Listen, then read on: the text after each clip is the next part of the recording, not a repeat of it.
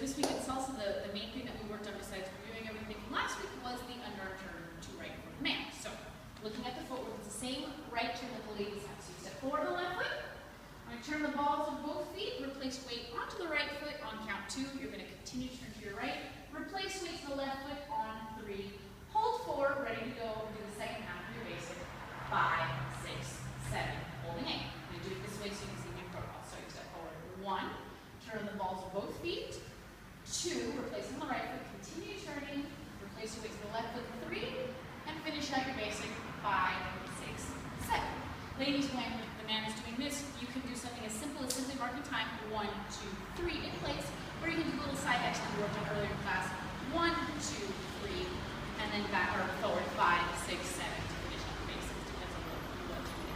So the big trick then is this hand, gentlemen, or excuse me, the left hand. So I'm going to borrow Andrea here to show what happens. So we have this hold. Yes? What's going to happen is on 1, I'm going to turn the hand over to create a little window. So I'm going to do it this way so you can kind of see what's going on. So I have this hold, I'm going to open my fingers, and I'm going to rotate my hand to create a small window so I can see her. Yeah, that happens all on 1. So as I'm stepping forward on the left foot, I create my window.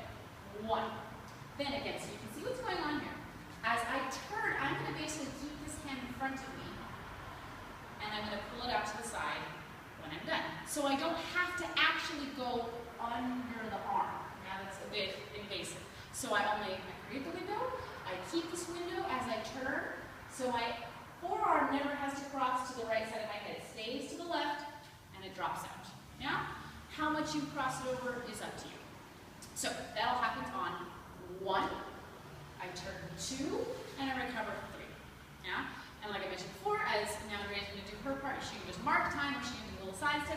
We have and 1, 2, 3, and 5, 6, 7. Picking up the lady. Alright? Thank you. So then briefly, so you can practice a little bit ahead of time if you like, we started talking about the cross body lead with underarm turn for the lady. One of the things we talked about for the gentleman is on the cross body lead, getting off of the track. So if I have a lady here, I have 1.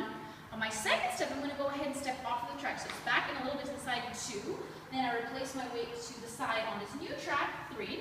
Then on this foot here, I can either step slightly back or in place, 5. Now I'm going to go ahead and step back on my track, 6. And I close 7, and I hold 8. So it's a little bit of an embellishment on the crossbody that we started talking about last week. For the underarm turn, you're going to do the exact same thing, but you're going to start to rotate. So we're going to start with an open facing position, which we'll get into more detail next time. We have 1, 2, 3, and I'm going to pull her through. 5, and I'm going to loop my hand over her head. 6, 7, to end facing opposite direction. Ladies, what we have is we have a 3-step turn to the left. So I step back 1, 2, 3. I step forward on my left foot, turning half, return. 5. Step back on my right foot, turning half, return. 6. And forward on my left foot, completing that last half turn on 7, holding 8. I'll do it in profile so you can see what's going on here. We have 1, 2, 3.